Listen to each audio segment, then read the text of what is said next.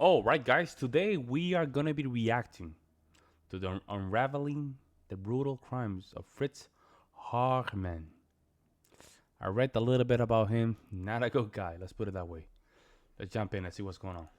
The years post-World War I, a brutal murderer stalked the streets of Hanover.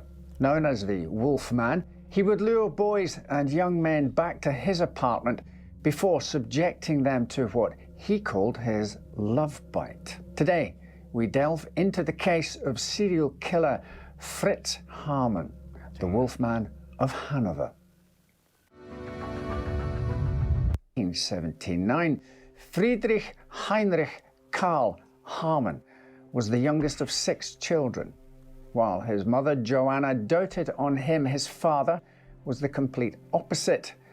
Ollie Haarmann, known as Sulky Ol, was an argumentative man whose short temper was made even worse by his heavy drinking. At age 7, Fritz began school, where his behavior was considered exemplary, though his academic performance was poor. He was said to be introverted, had few friends, and would later claim that a teacher molested him when he was 8 years old. At home, he enjoyed wearing his sister's dresses and playing with their dolls, both of which were hobbies that his father disapproved of. In a bid to toughen him up, Sulky Ollie sent his 15-year-old son to a military school in Breisach, a town in the south of Germany. Despite enjoying his time there, Haarmann was sent home after suffering anxiety neuroses, later re-diagnosed as epilepsy, a condition which he would suffer from for the rest of his life. For a time, Fritz then worked in his father's cigar factory.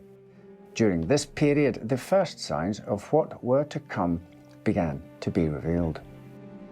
While working at his father's factory, Fritz began to lure boys into secluded areas and cellars, where he would abuse them. Though he was soon arrested, a psychiatric evaluation by psychologist Gert Schmalfuss would lead to him being certified as incurably deranged. Now seen as unfit to stand trial, Schmalfuss ordered Fritz be detained in a mental asylum indefinitely. However, after 7 months inside, Fritz was able to make an escape and, with the help of his mother, fled to Switzerland. There he began a fast romance with a woman named Erna Lowert.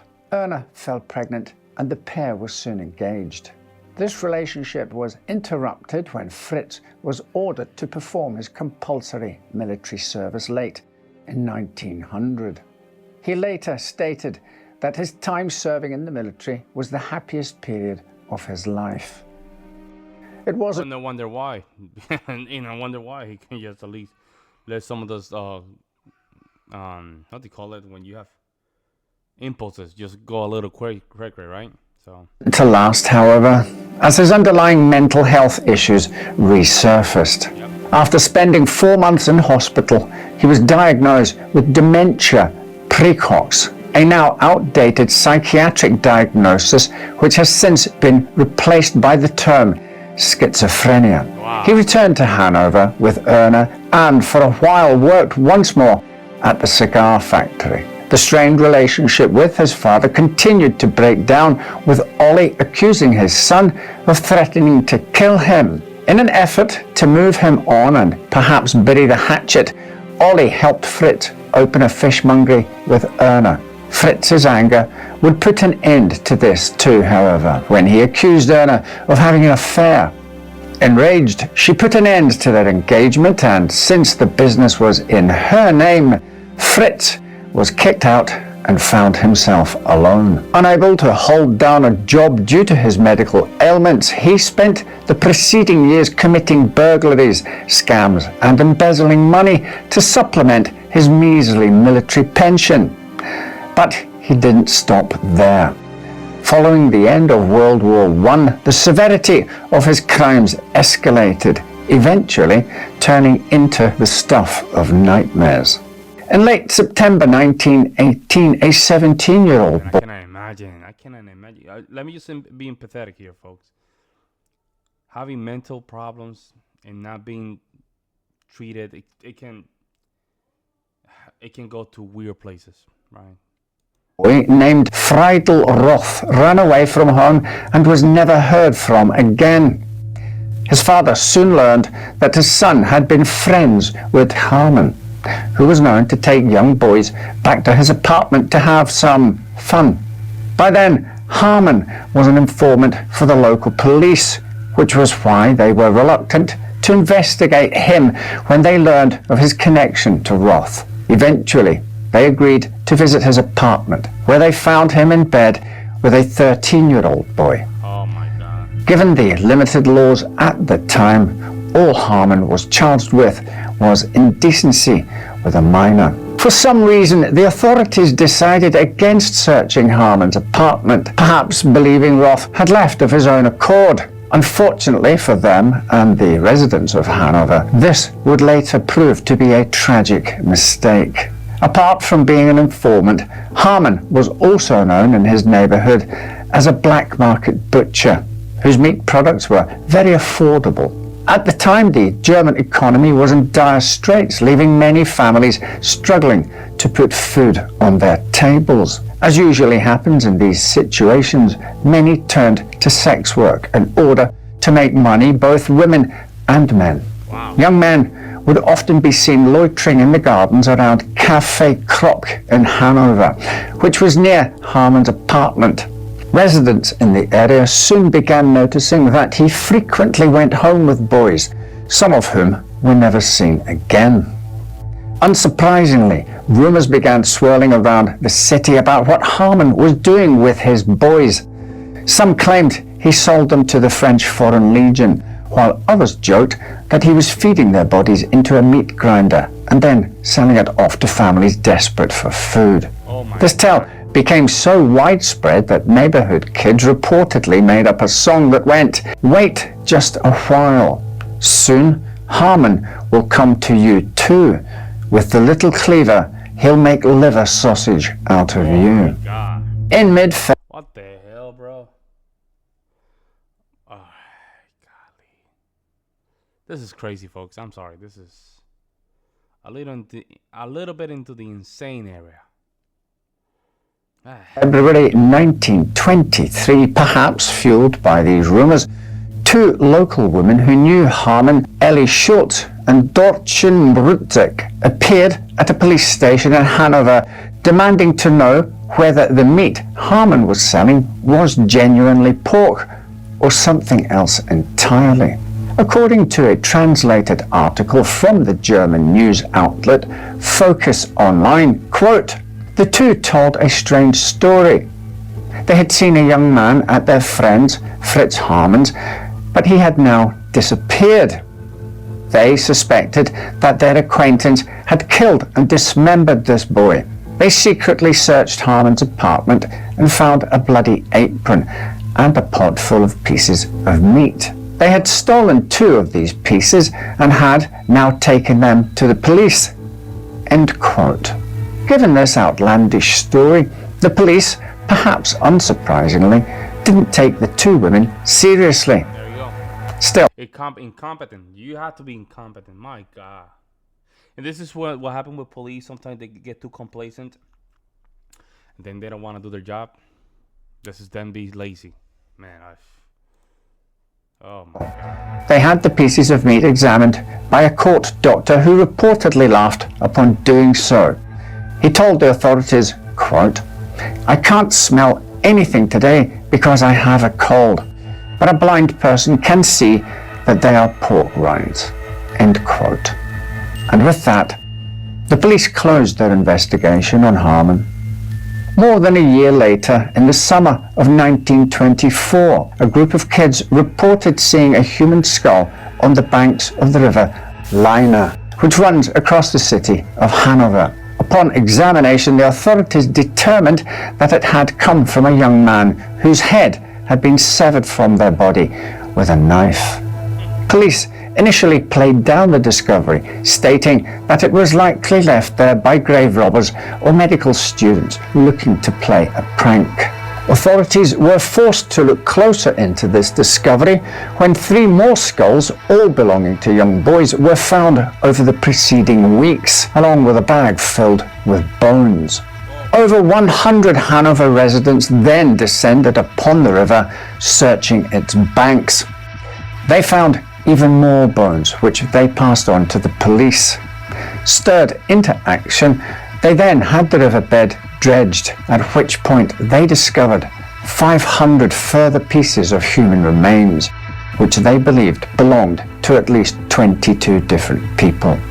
It was believed that at least 30% of the remains belonged to males aged between 15 to 20 years of age. Seeing as Haarmann had a long list of convictions for attacks on males between these ages, he was quickly put under investigation. In late June of that year, 2 undercover officers were drafted in from Berlin, as Fritz's time as a police informant meant he knew most members of the local force. They were then sent to patrol Hanover Station, as it was a place that Fritz was known to frequent and a place where many young boys and men had last been seen before disappearing. While there, they witnessed Fritz arguing with the boy. He then approached 2 other officers, demanding they arrest the boy, 15-year-old Kurt Fromm, for traveling on forged papers. They promptly did so, but whatever his plan may have been, this move would quickly lead to Fritz's downfall. Why would he would do that? Why arresting the boy? Like, what? He probably got sloppy. While in custody, Kurt told police that he had been living with Fritz for several days and that during that time, Fritz had sexually assaulted him on several occasions, often at knife point. Fritz Haarmann was arrested the following day. As part of their investigation, the police searched his apartment, where they found the walls, floors, and bed heavily blood-stained. Fritz tried to pass this off as simply being blood from animals he had butchered as part of a black market meat trade. However, various clothing and personal articles not belonging to Fritz were also discovered. These items were placed on display at Hanover Police Station, and over the course of several days, they were identified as belonging to young boys and men who had gone missing. To get Haarmann to confess, police officers allegedly used questionable and illegal methods. According to a translated news article from the German news outlet NDR program, quote, 4 skulls are fastened to the corners of Haarmann's cell. The eye sockets were covered with red paper, and there is a burning candle behind them. A sack of bones is also placed in a corner of the cell. Haarmann is persuaded that the souls of the dead would take him. He was also beaten during his interrogation. End quote. These methods only came to light in the 1990s, when the memoirs of Detective Inspector Herman Lang, who had worked on the case, were found. Had they been discovered earlier, it's possible that the authorities would have been forced to release Haarmann. But instead, the methods worked, and in early July 1924, 44-year-old Fritz Haarmann confessed to the murders, saying that he had killed more than 20 young men while sexually intoxicated. He admitted to promising his victims a free meal to lure them to his apartment, where he would convince them to have sex. He states that he never intended to kill them, but that he would become seized by a desire to bite into and often through their Adam's apple. Fritz also informed them that when police initially searched his apartment in connection with Fritz Roth's disappearance in 1918, he had the teenager's head hidden behind his stove, wrapped in paper.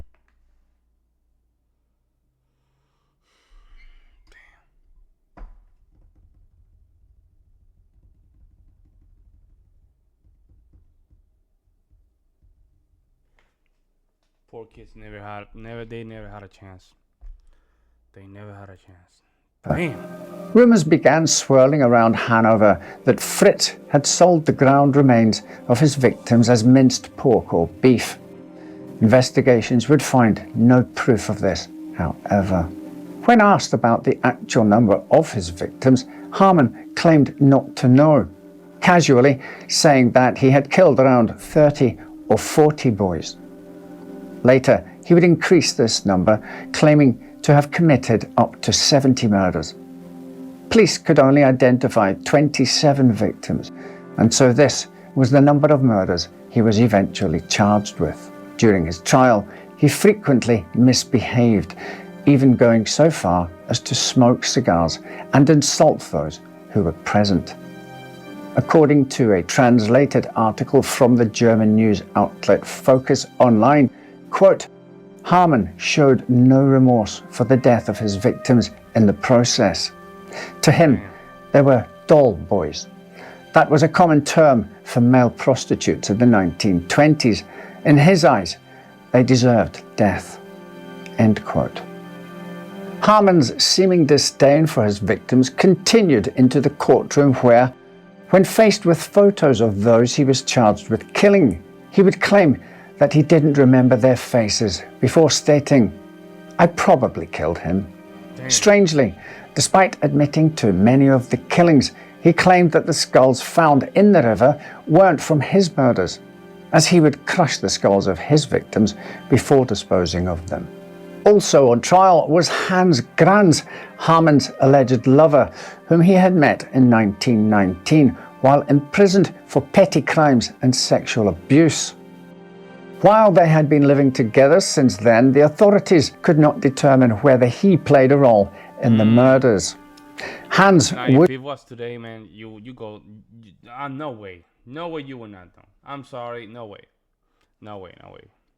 Would often receive clothes and items from Fritz's murder victims, and it's alleged he encouraged him to murder at least one of his victims, Fritz Wittig, because he wanted the young man's suit.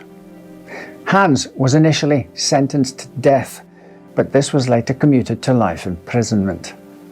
Haarmann, meanwhile, was ordered to go through a 6-week psychiatric examination in the months leading up to his trial. It was carried out by Dr. Ernst Schultz, who ultimately declared him sane. With that, the court quickly found him guilty of committing 24 murders between September 1918 and June 1924.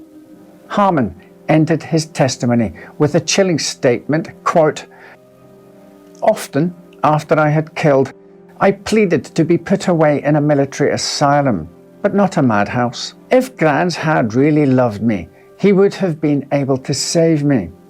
Believe me, I'm not ill. It's only that I occasionally have funny turns. I want to be beheaded. It'll only take a moment, then I'll be at peace. And wow, that statement alone tells me nothing is okay in his head. I want to be beheaded. Oh my God. Quote, 4 months after the end of the trial, on the morning of April 15th, 1925, Fritz Haarmann was decapitated by guillotine. With that, the butcher of Hanover was no more. Haarmann's horrific legacy continued to haunt the city of Hanover long after his execution. His head was sent to the Krapelnisch Brain Research Institute in Munich, where doctors discovered that he had had meningitis, an inflammation of the brain and spinal cord that can lead to drastic changes in one's personality. This, they claimed, could have played a role in the crimes he committed. Many remain fascinated with Haarmann's murder spree.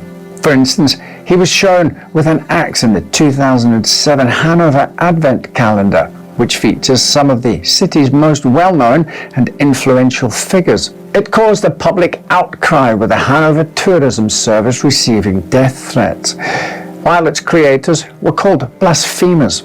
Despite this, Haarmann continues to appear in the current Advent calendars, albeit hidden among the other illustrations. Haarmann is also featured in the Police Museum of Lower Saxony in the city of Nienburg. There, visitors may see a replica of his cell, as well as the original cleaver that he used to dismember his unfortunate victims.